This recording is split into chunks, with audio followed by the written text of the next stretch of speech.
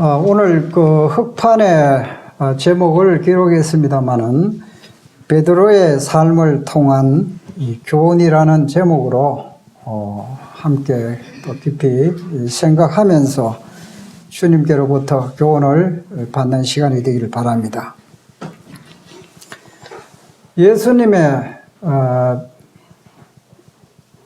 수제자라고 하면은 이 베드로라 하는 것을 사람들은 머리에 떠올립니다. 이 베드로가 참 어떤 과정을 통해서 참 주님을 또 이렇게 섬기고 또 주님의 그 이름을 위해서 나중에 그 거꾸로 매달려 죽었다는 이런 이 순교의 사실을 우리가 듣게 됩니다. 여러분들 이 베드로라고 하면은 어떤 이미지가 딱 떠오릅니까? 제가 봤을 때는 또 뭐 그런 얘기도 듣습니다만은 성질이 급하고 또 다혈질로 알려져 있습니다. 아주 행동적이고 또 업으로서 성질이 급하고 이 충직스러운 그러한 인상도 풍기고 있습니다. 예수님의 그 12제자 중에서 최측근의 세 사람으로서 세 사람이라고 한다면은 베드로 또 야고보 요한 12제자가 있었지만은 나머지 많은 제자들은 이름이 별로 없습니다. 항상 이 중요한 어떤 대목에 가면은 이 세 사람을 항상 예수님이 대동하시고 또 그들에게 일을 맡기시고 그러한 것들도 보게 됩니다. 그리고 이제 변화산상에서도 이 세 사람이 올라갔지요. 예수님 또 모세 또 엘리야 이 세 사람이 올라가서 다른 사람이 경험하지 못한 것을 이 베드로는 경험을 했습니다. 그리고 이 베드로는 성격이 얼마나 급하고 행동적인지를 우리가 보게 됩니다. 예수님 뭐 질문하거나 또 어떤 상황에서 항상 제일 먼저 선두에서 서가지고 나타나는 그런 것을 봅니다. 제자들이 배를 타고 이제 힘겹게 이제 노를 져가고 있을 때에 예수님의 사랑하는 제자 요한이 주시다 이렇게 하니까 베드로가 만일 주시거든 나를 명하여 물로 걸어오게 하여 주십시오 이렇게 이제 여기에서 물로 걸어오라고 했을 때 이 베드로는 그 풍랑치는 그 바다를 걸어서 갔습니다. 다른 제자 아무도 경험 못했지요. 이 베드로는 이와 같은 정말 참 단순하고 또 충직스럽고 또 그 예수님의 말씀을 따라서 물로 말이죠 막 걸어갔다고요. 이 세상에 이 베드로처럼 이렇게 경험한 사람은 아마 없을 것입니다. 그리고 이제 가이사랴 빌립보 지역에서 사람들이 나를 누구라 하더냐 질문을 했고 너희들은 나를 누구라고 질문을 했을 때도 이 베드로는 주는 그리스도시요 살아계신 하나님의 아들입니다. 정말 이 주님의 마음에 합한 그러한 신앙의 고백을 한 사람이 베드로였습니다. 그래서 이 베드로는 그러한 참 좋은 그러한 면들도 참 있죠. 그리고 이제 마지막 예수님이 십자가에 달리시기 전에 많은 군병들이 예수님 잡으러 왔습니다. 잡으러 왔을 때에 어떻게 했습니까? 칼을 빼가지고 대제사장의 종 말고의 길을 쳤습니다. 얼마나 어떤 면은 좀 충동적입니까? 대담하고 말이죠. 그렇게 해서 그러한 모습들도 보여줬습니다. 베드로를 우리가 생각할 때에 참 많은 그의 이 성격적인 이러한 부분도 있었지만은 그러나 하나님께서 이 베드로를 통해서 우리에게 주신 교훈들이 참 많습니다. 그런데 오늘 이 베드로의 그 삶에 통해서 다 우리는 얘기할 수 없습니다. 시간이 짧습니다. 그러나 그 중에서 주님 허락하신 부분 중에서 참으로 우리에게 교훈이 되고 이런 것을 이제 우리가 우선 시간의 제한 때문에 그러한 부분을 우리가 생각을 해보도록 하겠습니다. 먼저 이 베드로는 그럼 언제 예수님을 만났느냐, 언제 예수님을 만났느냐 하는 것을 살펴보도록 하겠습니다. 우리 인생이 예수님을 만나면은 인생이 바뀝니다. 인생이 변화됩니다. 과거에는 폭도 같은 이런 조직 폭력배에 있던 사람이 예수님을 만나고 양같이 온순해져서 인생관이 확 바뀌고 주님의 영광을 나타냈던 이런 사람들도 간증을 통해 듣게 됩니다. 어떤 사람은 마약 중독자들, 어떤 사람은 또 알코올 중독자들, 또 어떤 사람은 동성애자들, 이 수많은 이 세상에서 고칠 수 없는 그러한 사람들이 예수님을 만나서 그 인생이 놀랍게 바뀌는 것을 우리가 보게 됩니다. 정말 예수님은 만나게 된다면, 인격적으로 만나게 되면 우리 인생이 바뀌는 것이 이 자연스러운 현상입니다. 저도 예수님을 만나서 얼마나 정말 행복한 그 인생의 삶을 살고 있다는 것을 항상 주님 앞에 꾸밈 없이, 정말 가식이 없이 주님 앞에 고백할 수 있는 것은 내 인생의 최고의 좋은 만남은 바로 예수 그리스도를 만났다는 사실입니다. 얼마나 주님 나에게 고맙고 정말 나의 구세주고 나의 창조주시고 나를 이처럼 사랑하신 이 주님을 어디라도 거침없이 선포할 수 있는 것이 바로 주님을 만난 이 사건입니다. 우리 성도님들 어떻습니까? 주님을 만난 것이 내 인생의 최고의 기쁨입니까?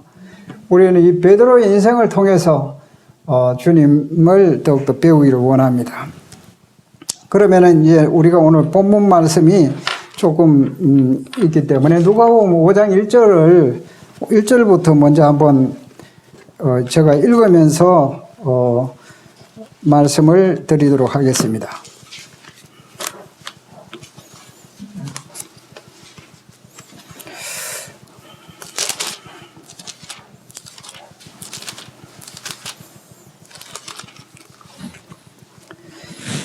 어, 5장 1절에 보면은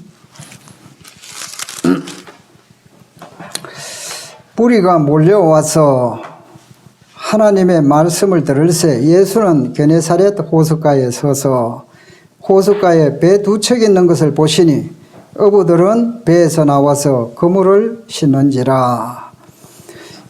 이 당시에 수많은 무리들이 예수님을 따라다녔어요.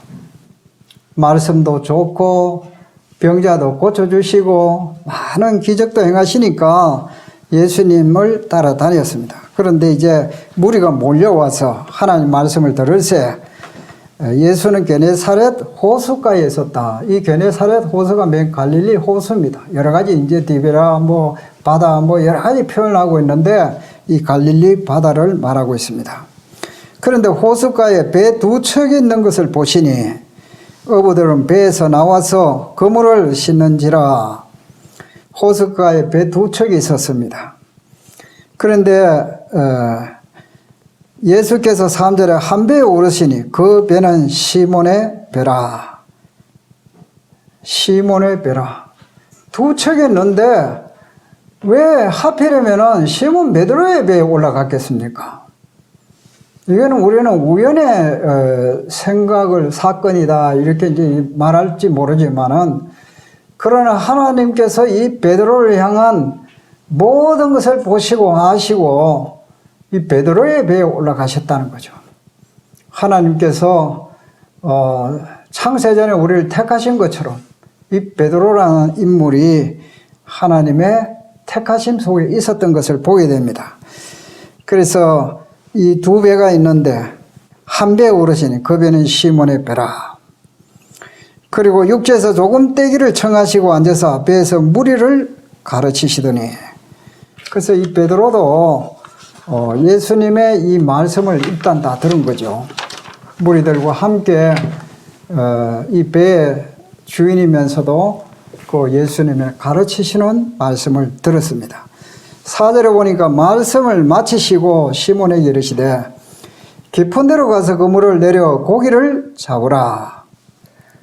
시몬이 대답하여 이르되 선생님, 우리들이 밤이 새도록 수고하였으되 잡은 것이 없지만은 말씀에 의하여 내가 그물을 내리리다.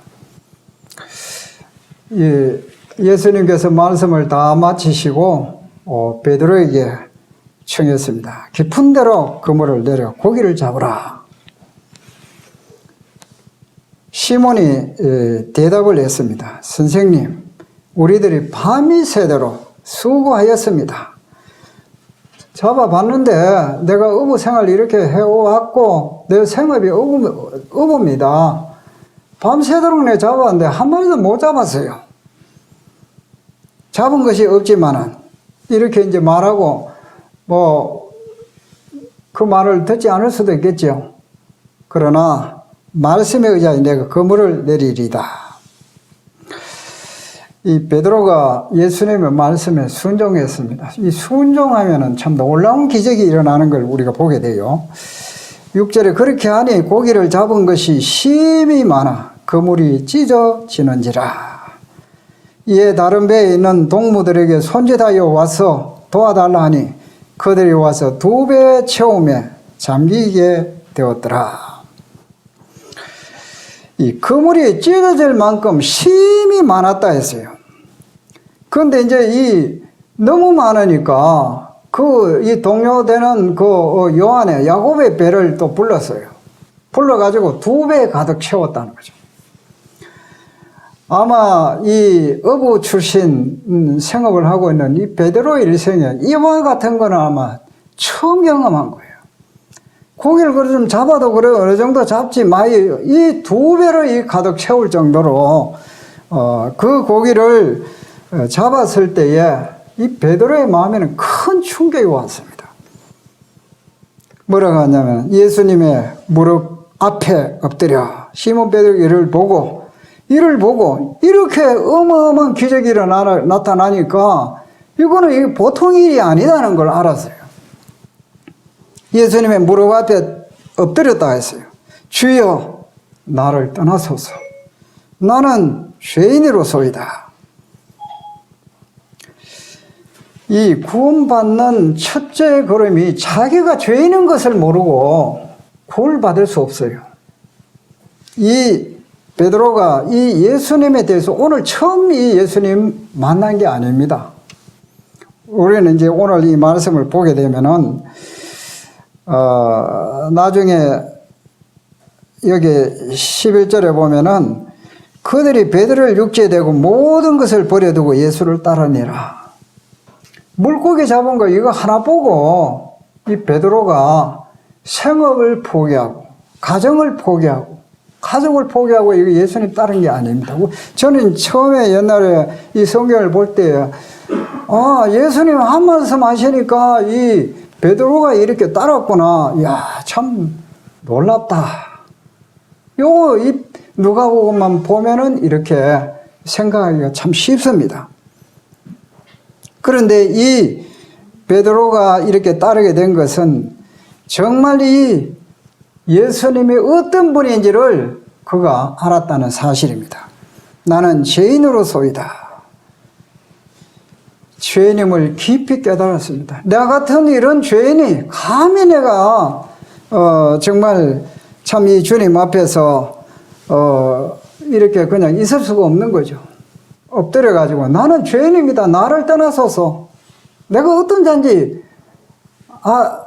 다 아시지 않습니까? 하는 그러한 겸손하고 마음이 낮아진 그러한 상태에서 있을 수밖에 없는 것이었죠.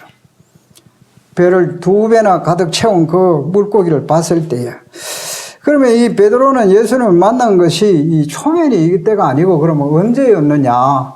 이 성경을 이제 봤을 때에 요한복음 1장 40절에 보면은 이 요한의 말을 듣고 예수를 따른 2사람 중에 하나는 시몬 베드로의 형제 안드레라. 이 요한은 누구를 말하느냐? 세례 요한을 말합니다. 이 베드로의 형제 이 안드레와 이 요한은 본래 누구의 제자였나 하면은 세례 요한의 제자였어요.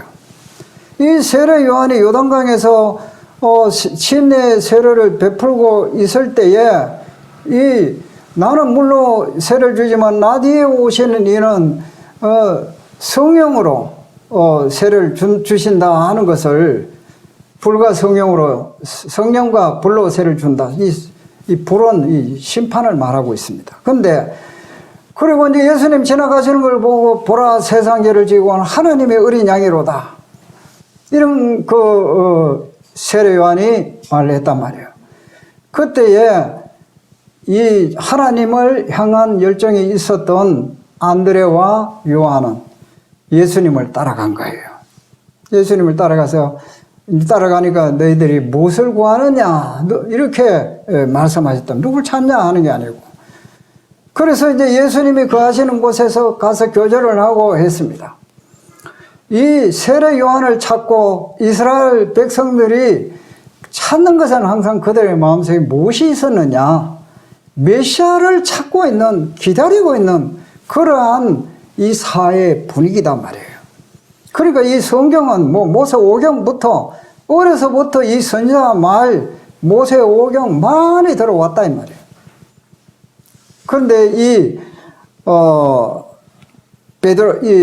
그 요한과 안드레가 그 예수님이 계신 곳에 가서 말씀을 듣고 보니까 지금까지 우리가 찾고 기다리던 메시아가 바로 예수 그리스도라는 사실을 깨달은 거예요. 그렇게 해서 이제 그 형제 시몬 베드로의 형제 안드레라 그 요한복음 1장 41절에 보면 그가 먼저 자기의 형제 시몬을 찾아 말하되 우리가 메시아를 만났다. 메시아는 번역하면 그리스도라. 그래서 이 형제 시몬을 찾아가지고 내가 메시아를 만났다. 막 정말 마음에 기쁨이 막 충만한 거예요. 그 이스라엘 백성들이 찾던 메시아가 내가 만났다는 거죠. 그래서 이제 형제를 데리고 베드로가 형인지 그건 확실히 모르겠어요. 형인 것 같아요. 저는 분별할 때는 확실하게는 모르겠는데 그래서 이제 예수님 앞에 뚝 데려오니까 예수님이 딱 보시고 뭐라고 하시냐? 네가 요한의 아들 시몬이니 베드로의 본명이 시몬이잖아요. 시몬. 네가 요한의 아들 시몬이니 장차 게바라 하리라. 게바라는 번역한 베드로라.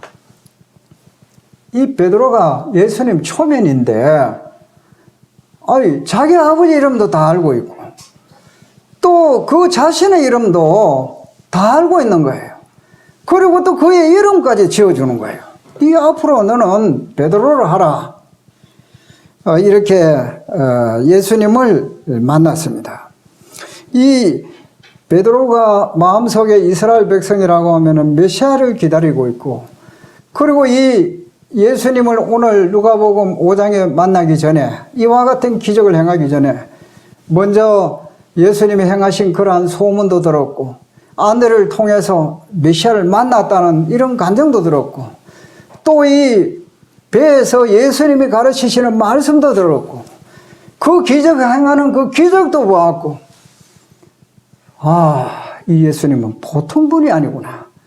바로 우리 이스라엘이 기다리고 기다렸던 바로 그 메시아이구나. 마음에 확신이 들었어요. 나를 떠나시옵소서. 그래서 예수님을 만난 이 과정을 우리 성경에서 우리가 이렇게 살펴볼 수 있습니다. 이제 이 베드로가 이 신앙 고백한 것을 우리가 자주 듣습니다만은 마태복음 오늘 이 중요한 오늘 부분들을 교절해야 되기 때문에 마태복음 16장을 한번 열어주시기 바랍니다.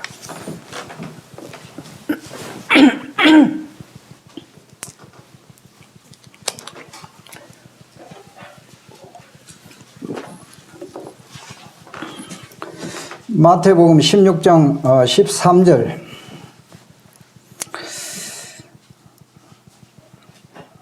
제가 읽도록 하겠습니다. 예수께서 빌립보 가이사라 지방에 이르러 제자들에게 물어 이르되 사람들이 인자를 누구라 하느냐 이르되 들어는 세례 요한 들어는 엘리야 어떤 이는 예레미야나 선지자 중에 하나라 하더이다. 사람들이 예수님을 많이 따라다니고 예수님 말씀을 들었는데도 불구하고 사람들은 예수를 누구라고 아느냐 하면은 여기 뭐라고 그랬습니까? 세례 요한이다. 들어는 엘리야. 어떠니 예레미야나 선지자 중에 하나라. 예수님을 정말 아는 사람 별로 없었어요. 이 사람들은 몰랐어요.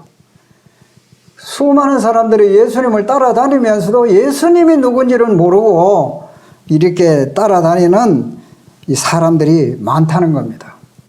14절에 이르되 15절에 이르되 너희는 나를 누구라고 하느냐. 너희들은 나를 누구라고 하느냐. 이 제자들에게 질문을 했습니다. 너희들 도대체 뭐 때문에 날 따라다니노?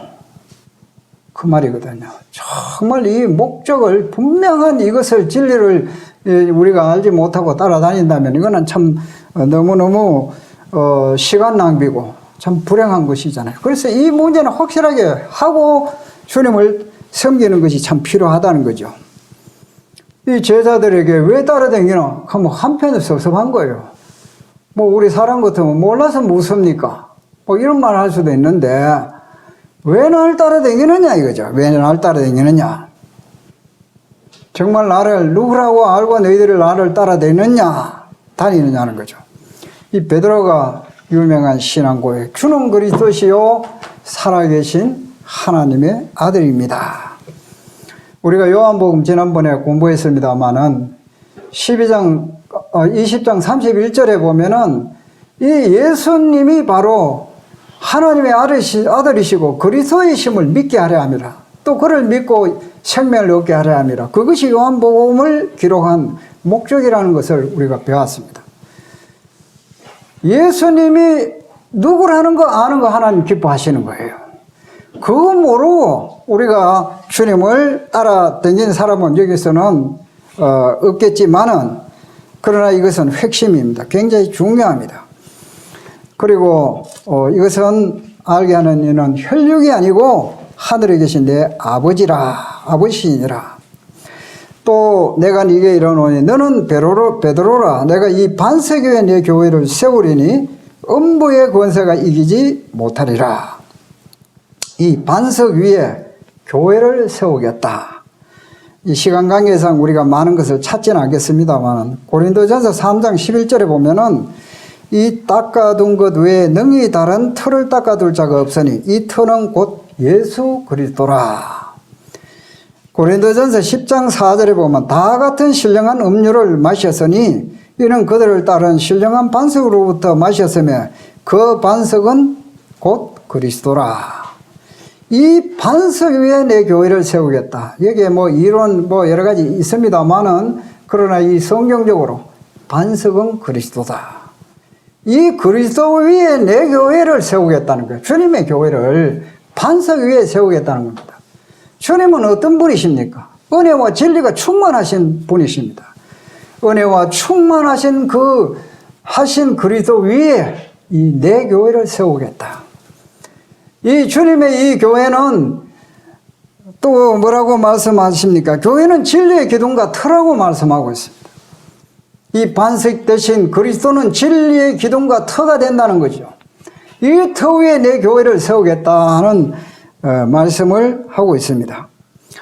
그래서 이 하나님의 교회는 진리의 기둥과 터가 되어야 됩니다. 그래서 이 하나님의 말씀을 우리가 선포할 때에 이 사도 바울은 그러한 사람들에게 고면하고 있습니다. 디모데에게 너는 진리의 말씀을 옳게 분별하며 부끄러울 것이 없는 일꾼으로 인정된 자로 자신을 하나님 앞에 드리기를 힘쓰라. 그래서 이 진리의 말씀을 올바르게 분별하는 사람이 이 강단을 사용해야 된다 하는 사실입니다. 그런데 저 자신을 과거를 돌이켜보거나 했을 때 참 부족하고 흠이 많았던 것을 주님 앞에 고백을 할 수밖에 없습니다. 그러나 이 주님 앞에 말씀을 드리기 선포하기 위해서 수많은 시간 기도하고 준비하고 연구하고 이렇게 해오고 있습니다. 이 하나님의 이 교회는 진리의 기둥과 터라는 사실과 은혜와 진리가 충만하다는 이 균형이 맞춰진 이 교회가 되어져야 한다는 사실을 말씀하고 있습니다. 그래서 이 반석 대신 이 그리스도 위에 주님의 사랑하는 이 교회가 세워질 것을 말씀하고 있습니다. 그러면 이 음부의 권세가 이기지 못한다. 이 음부라는 것은 사실 지옥을 뜻하는데 이 사탄의 권세가 이기지 못한다. 이 음부의 권세가 이기지 못한 이 주님이 더 강하다는 거죠. 주님. 은혜와 진리가 충만하게 서 있는 이러한 교회는 이 사탄이 와서 이길 수가 없다. 범접할 수가 없다는 사실입니다.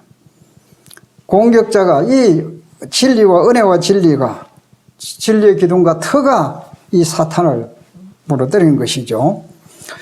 그래서 우리가 이 주님 안에 있는 자는 내 자신은 이 사탄을 능가하고 이기지 못하지만 주님 안에 있는 우리는 사탄을 이길 수가 있습니다.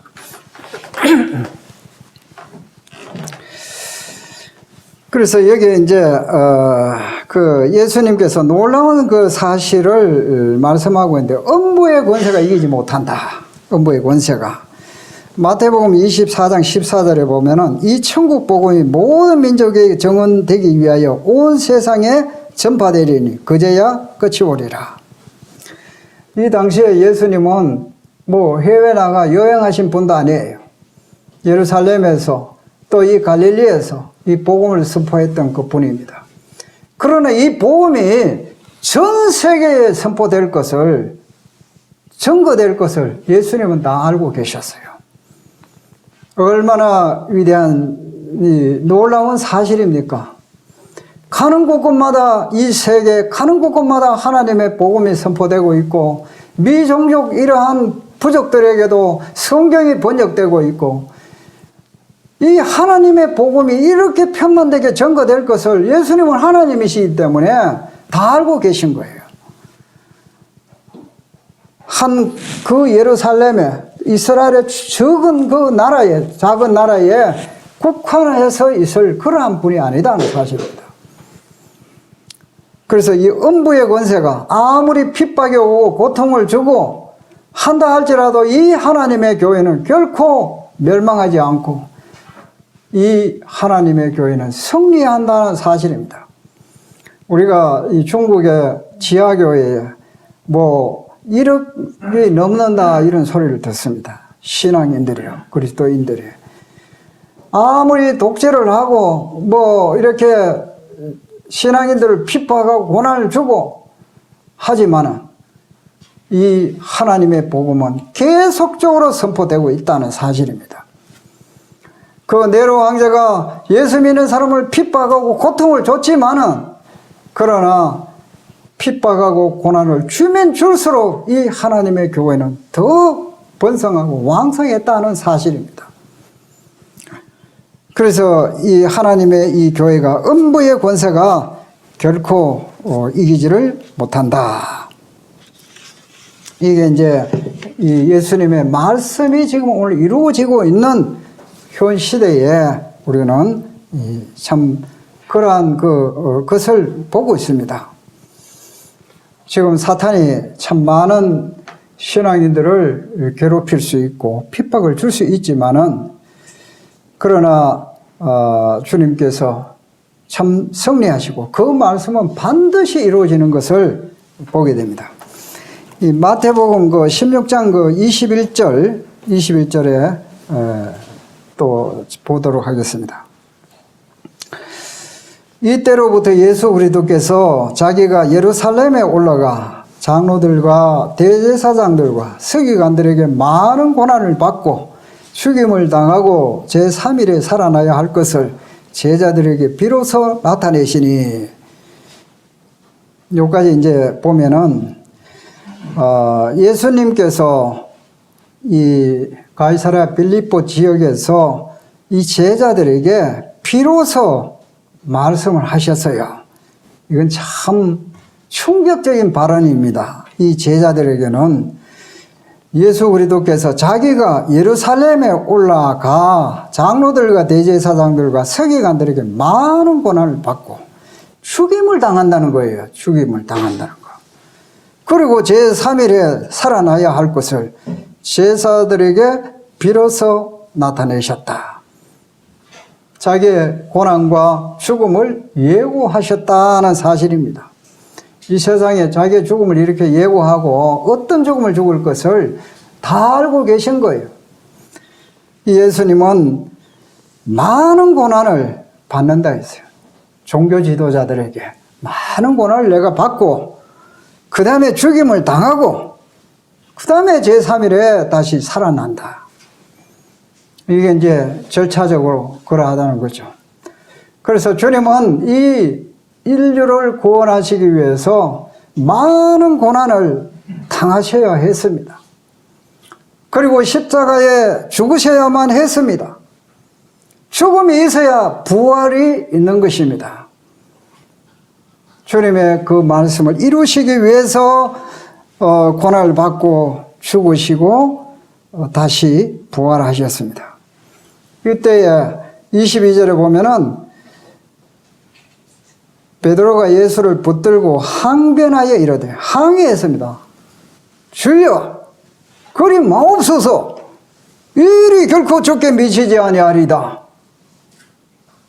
굉장히 용기 있는 말 같죠? 그러나 예수 그리스도가 이 땅에 오신 목적이 바로 죽으러 오신 것입니다. 고난을 받고. 죽음이 없으면 우리를 구원할 방법이 없어요. 그런데 이 베드로는 자기 생각을 가지고 주여 그리하지 마옵소서. 주님의 하나님의 계획을 막는 이러한 엄청난 무모한 행동을 하고 있는 것을 베드로는 알지 못했어요.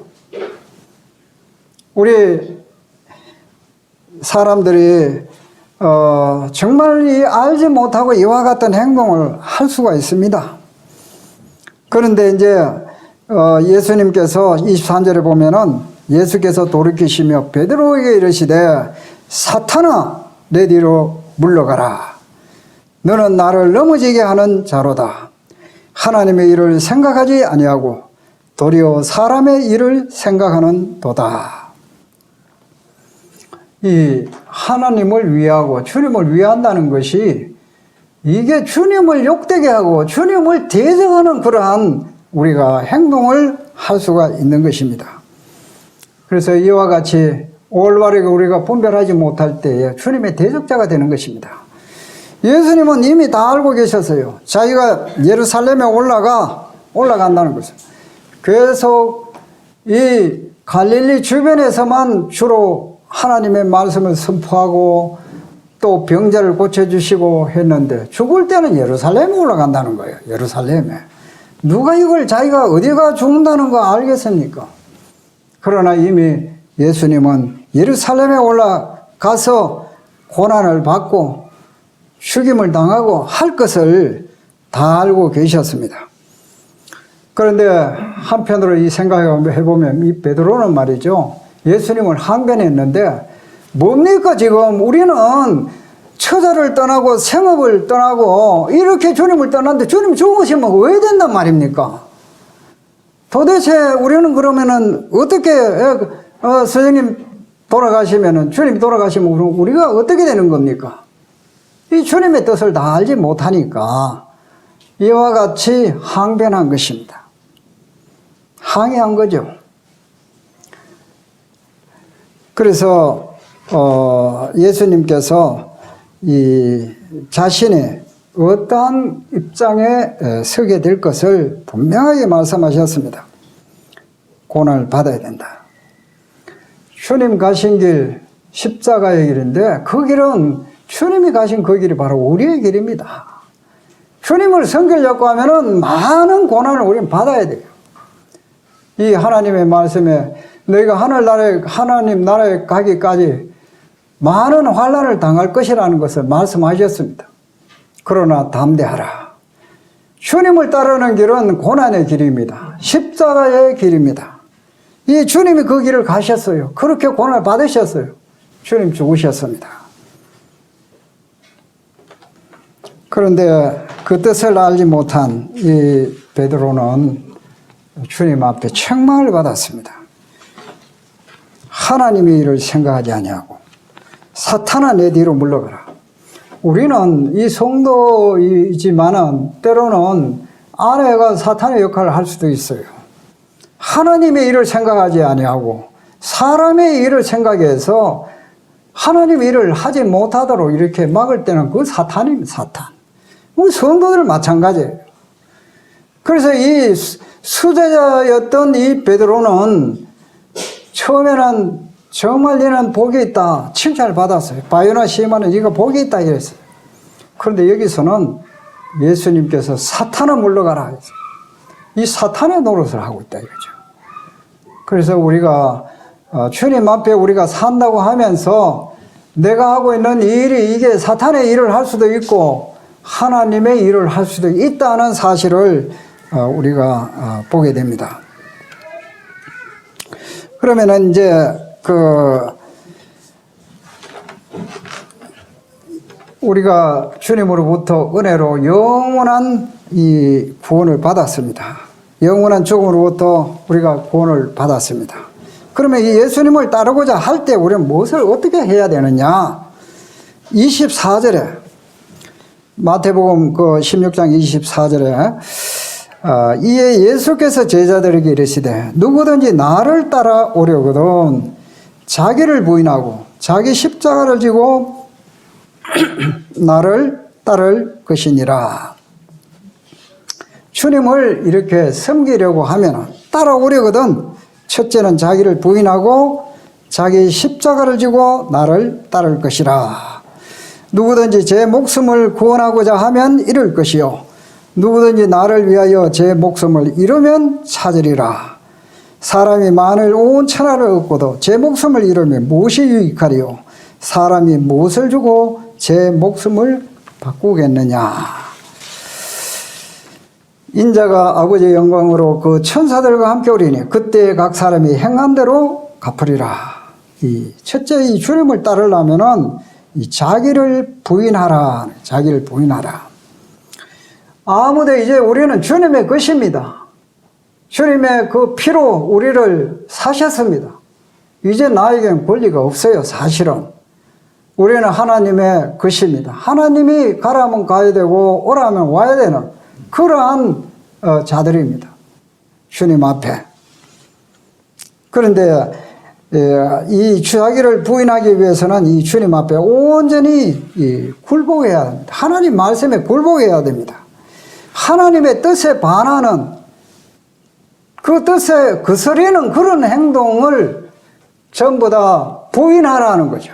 내가 좋아하는 거 주님이 싫어하면 그거 옛날에 내가 뭐 술을 좋아했다 지금도 뭐 좋아한다 하면은 이 주님께서 그것을 원하지 않다면은 그것을 부인하라는 거죠. 내가 어떤 오락을 좋아하면은 그것을 부인해야 됩니다. 나를 따르고자 하는 자는 자기를 부인해야 합니다. 하나님의 뜻에 거스리는 이러한 모든 생각들을 버려야 한 것을 말씀을 하고 있습니다. 그 다음에 자기 십자가를 지고 우리는 주님을 위해서 수치와 고난과 순교조차도 기꺼이 감내를 해야 합니다. 죄와 자아에 대해서 이 세상을 사랑하는 그러한 마음에서 죽어야 하는 것입니다. 기꺼이 죽는 것을 의미하는 것입니다. 이 주님을 섬기는 것은 이 고난의 길입니다. 우리가 이 구원받고 난 뒤에 정말 주님을 알고 구원을 받았는데 구원은 뭐로 어떻게 받았어요? 하나님의 은혜로 공짜로 받았어요. 믿음으로 우리는 구원을 받았습니다.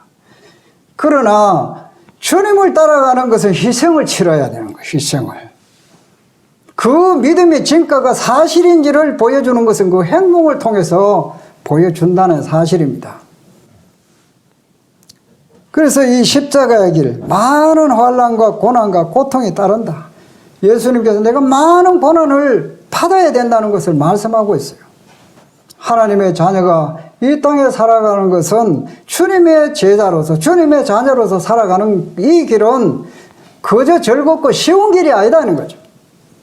고난의 길이다. 이거는 죽음에 이르는 길이다 하는 것이요. 그렇지만은 우리 소망이기 때문에 로마서 5장 3절에도 보면은 환난 중에서도 즐거워하나니, 우리는 어떤 환난이 오더라도 우리는 즐거워할 수 있습니다. 소망이 있기 때문에. 우리 이 땅의 것은 잠시입니다. 잠시. 영원한 영광의 나라에서 어떤 우리가 대접을 받을 것인가 하는 것은 우리가 하루하루 살아가는 이러한 삶이 증명을 해줘야 된다는 것입니다. 그래서 그리스도를 따기 위해서 이 십자가를 져야 된다. 날마다 자기를 부인하고 날마다 자기 십자가를 지고 나를 따르라.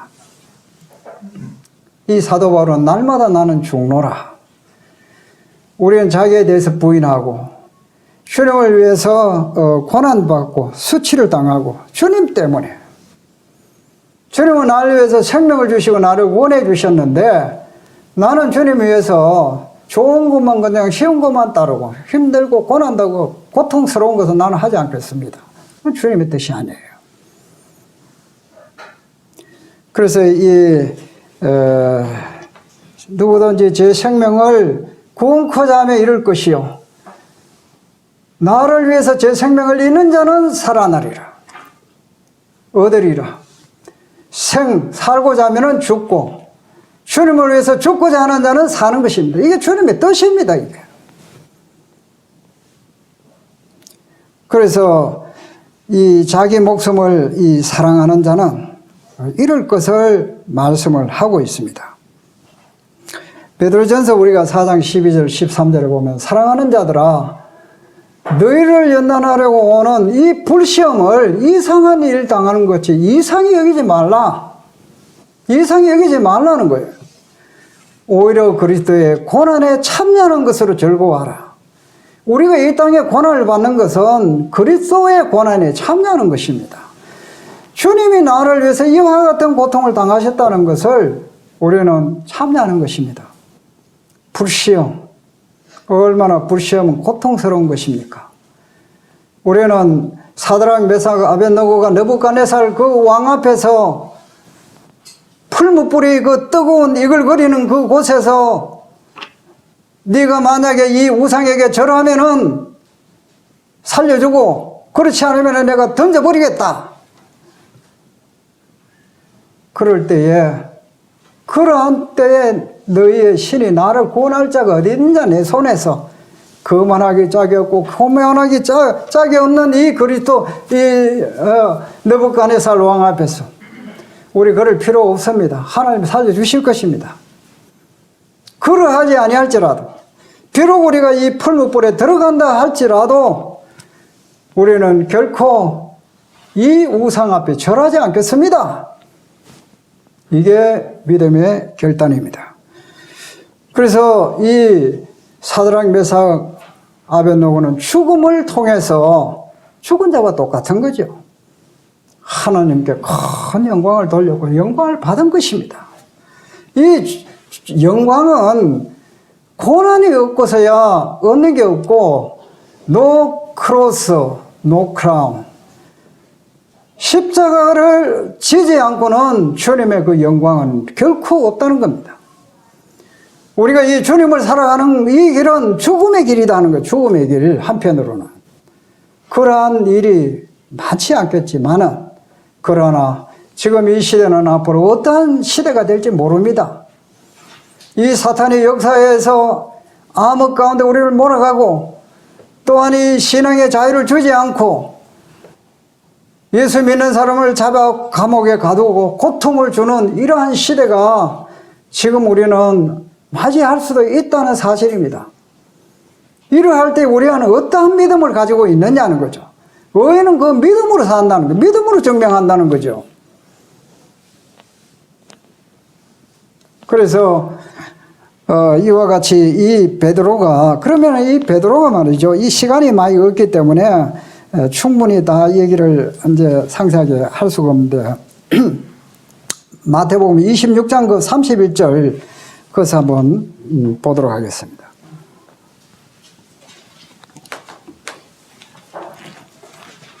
마태복음 26장 31절.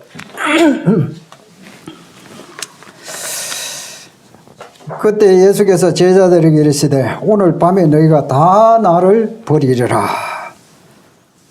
오늘 밤에 너희가 다 나를 버리리라. 기록된 바 내가 목자를 치리니 양의 떼가 흩어지리라 하였느니라.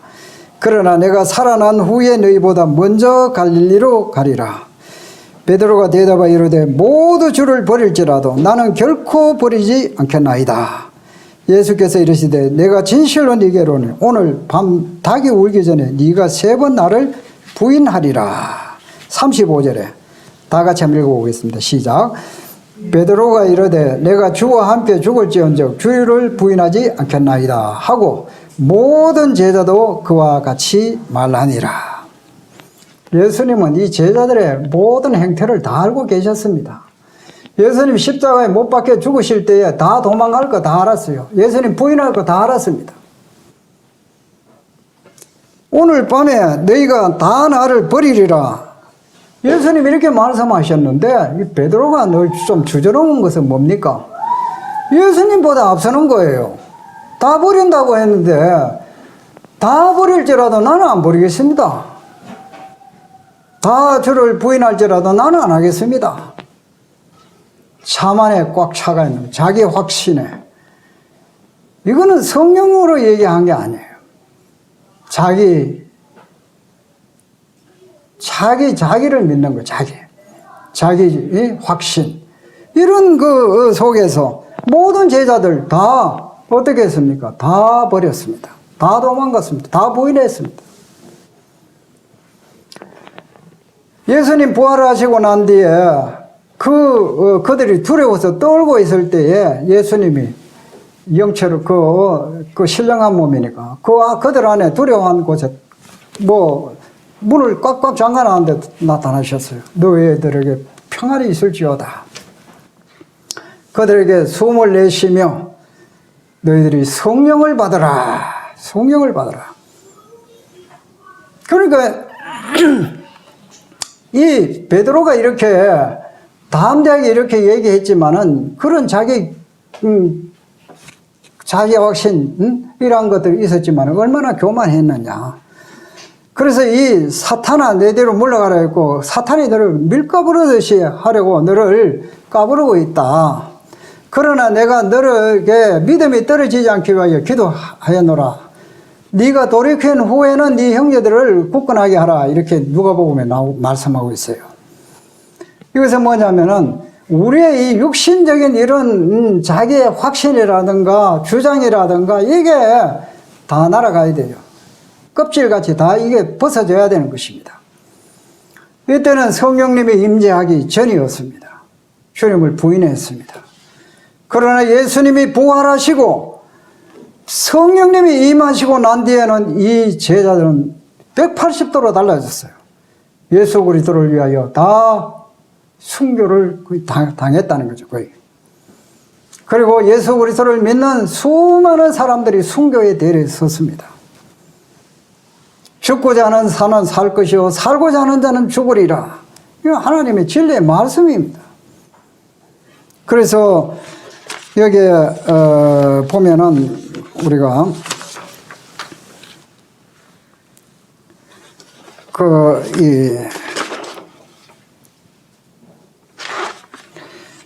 히브리서에 보면은 그 11장의 믿음의 장이죠. 히브리서 11장 36절에 보면은 또 어떤 이들은 조롱과 채찍질 뿐 아니라 결박과 옥에 갇히는 시련을 또 받았으며 돌로 치는 것과 톱으로 켜는 것과 시험과 칼로 죽임을 당하고 양과 염소의 가죽을 입고 유리하며 궁핍과 환난과 학대를 받았으니 이런 사람은 세상이 감당하지 못하느니라. 그들이 강야와 산과 동굴과 토굴에 유리하였느니라. 시험과 톱으로 켜고 돌로 치고 옥에 갇히고 채찍질을 맞고 조롱을 당하고, 그러나 믿음의 사람은 어떤 이 사탄의 이러한 것이 온다 할지라도 우리는 주님을 위하여 십자가를 지고, 십자가가 뭡니까? 수치와 고통과 부끄러움을 당하고 마침내 주님이 나에게 요구한다면 죽음까지도 내어줄 수 있는 것이 바로 십자가입니다. 주님의 십자가 나도 지고 했어요. 주님은 십자가만 진 게 아니고 바로 죽으셨습니다. 십자가는 죽음입니다. 죽음. 최종적으로는 우리는 주님을 위해서 죽어야 합니다. 이게 우리의 어떤 열정을 할 수 있는 각오를 할 수 있는 게 아닙니다. 성령님의 능력으로 우리는 이 죽음에는 바로 천국입니다. 천국. 세상에는 고난을 당하고 한을 당하지만은 핍박을 당하지만은 이 십자가의 이 도는 우리가 마음의 삶으로 이렇게 순종하게 될 때에 우리에게는 큰 기쁨과 영광이 우리를 기다리고 있다는 사실입니다. 이 사도 바울은 우리가 고린도 전후서를 통해서 얼마나 많은 고통을 받았는지 모릅니다. 만약에 거기서 이 죽음으로 끝난다고 한다면은 왜 그렇게 했겠습니까? 그것이 주님을 사랑하고 사랑하는 자들이 섬기는 길이라는 거죠. 그래서 로마서 8장에 보면은 누가 우리를 그리스도의 사랑에서 끊으리요? 환난이나 공고나 핍박이나 기근이나 적신이나 위험이나 칼이야. 기록된 바 우리 주 예수 우리가 그리스도를 위하여 날마다 죽임을 당하게 되고 도살할 양같이 여김을 받았나이다 함과 같으니라. 그러나 이 모든 일을 우리를 사랑하시는 이로 말미암아 우리가 넉넉히 이기느니라. 주님을 사랑함과 주님께서 우리를 위해서 기도해 주시고 우리를 죽고자 하는 자를 붙들어 주시는 것입니다. 이 요한일서 4장 18절에 보면은 사랑 안에는 두려움이 없고 온전한 사랑이 두려움을 내어 쫓나니 두려우면은 형벌이 있음이라. 주님을 사랑하게 되면은 주님께서 능력을 주십니다.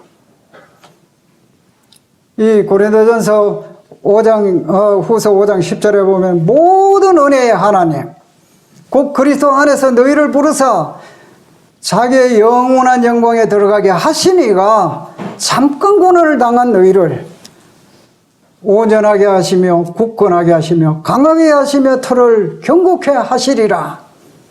하나님의 모든 은혜의 하나님 우리를 붙들어 주신다는 겁니다. 그래서 우리가 오늘 이 베드로가 걸어온 이러한 여정 속에서 이제 예수님의 부활과 성령님의 임재 가운데서 우리는 주님을 모시고 있습니다. 주님을 모시고 있는 사람은 주님을 부인할 수가 없습니다. 주님을 부인하면 안 되는 것입니다. 주님은 저와 우리 모든 사람을 위해서 생명을 내주신 분입니다. 자기 십자가를 지고 나를 따를 것이니라.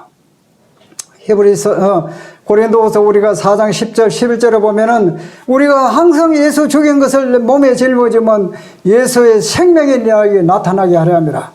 우리 살아있는 자가 항상 예수 그리스도를 위하여 죽음에 넘겨주면 예수의 죽음이 우리 죽을 육체에 나타나게 하려 함이라. 우리는 항상 주님을 위해서 죽음에 넘겨줘야 된다고 말씀하고 있습니다. 이것이 우리가 살아갈 수 있는 방법입니다. 나를 위해서 죽고 또 이제 주님이 나의 목숨을 요구한다면은 주님을 위해서 우리는 죽어야 합니다. 조기철 목사는 주님을 부인하지 않기 위해서 얼마나 많은 모진 고난을 받고 고통을 받았습니다. 그는 순교를 했습니다. 믿음의 이 장들은 순교의 대열에 세상이 감당할 수 없는 것이 바로 믿음입니다. 믿음. 오늘날 우리가 주님 앞에 우리가 이와 같은 현실이 될 때에 믿음이 말해주는 것입니다. 너희가 믿음에 굳게 서라. 너희 자신을 시험하고 확정하라. 만일 그리스도께서 네 마음에 계시지 않다면은 너는 두려운 자라 말씀하고 있습니다. 그래서 여기에 이제 우리 그리스도께서 사랑하시는 그 교회에 이런 말씀이 있습니다. 이제 침례를 앞두고 있기 때문에 거기에 대해서 말씀을 드리면은, 그리스도께서 사랑하신 교회 그 71쪽에 보면 희생의 각오라 하는 그 글이 있습니다. 초대교회 시대는 성도가 침례를 받게 되면 곧 핍박을 받고 죽임을 당했습니다. 그럼에도 불구하고 구원을 받게 되면 언제나 주저없이 침례를 받음으로써 순교자의 대열에 섰습니다. 이 침례라는 거 이거요. 뭐냐? 주님 앞에 공개적으로 나는 어떤 고난이 오더라도 핍박이 오더라도 주님을 따르겠습니다. 그 신앙의 고백이에요. 그러니까 이 침례는 주님을 순종하겠다는 거예요. 순종하겠다. 자기를 부인하고 자기 십자가를 지고 나를 따르라 이렇게 말씀하고 있고. 그래서 이 그리스도께서 사랑하신 교회 이 침례 쪽에 가서 보면은 이게 분명히 나와 있어요. 그래서 과거에 우리는 지난번에 우리가 침례를 줄 때도 그랬어요. 아마 최종환 형제님이나 저 지난번에도 그랬고, 정말 예수님 믿습니까? 어떤 고난이 오더라도, 죽음이 온다 하더라도, 핍박이 온다 하더라도 주님 믿고 따라가겠습니까? 예라고 했습니다. 이거 아마 다혜 자매도 그렇게 고백을 했을 거예요. 다. 여기 다원이도. 그래서 이 침례 이 과정 중에서 이와 같은 것을 과거에도 해가 왔고, 또 이 그리스도께서 사랑하신 교회 이와 같이 다 나와 있는 것을 발견하게 됩니다.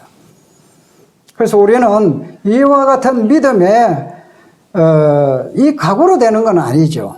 그러나 정말 주님을 믿으면은 성령님이 내 마음에 계시기 때문에 주님이 나를 위해서 생명을 주고 나를 구원해 주셨는데 나는 주님을 위해서 나도 생명을 내가 드리겠습니다. 주님을 사랑해. 구주의 사랑을, 주님을 아는 그 사랑이 나를 이렇게 강건하게 붙들어 준다는 거죠. 그래서 우리가 사랑 안에는 두려움이 없고, 하나님 우리에게 주신 것은 두려워하는 마음이 아니요 오직 능력과 사랑과 근신하는 마음이다. 우리가 이 주님을 위해서 죽고자 하면 주님께서 그런 은혜를 주시는 거예요. 우리는 육체를 가지고 있기 때문에 두려움이 없을 수가 없습니다. 그러나 이 성경에 두려워하지 말라가 365번 있다고 했어요.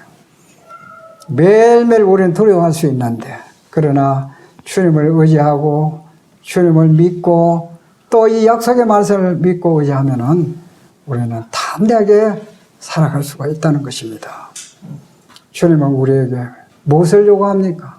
난 너를 위해서 생명을 줬다. 너는 네 생명은 내 것이 아니라는 것. 사실은 주님의 값으로 우리가 주님의 사신바가 되었습니다. 그래서 주님을 위해서 우리가 참 어떻게 살아야 할 것인지. 그래서 많은 사람들이 이 베드로의 부인이라든가 제자들의 부인이 이걸 정당화해서는 안 됩니다. 이것 때는 성령님이 임재하시기 전이었습니다. 예수님이 부활하시고 성령님이 강림하시고 그 이후로는 우리는 이 죽든지 살든지 주님을 위하여 살고 주님의 것이고 주님을 위하여 죽을 때 최대의 영광이 우리에게 있다는 사실입니다. 감사합니다. 마치도록 하겠습니다.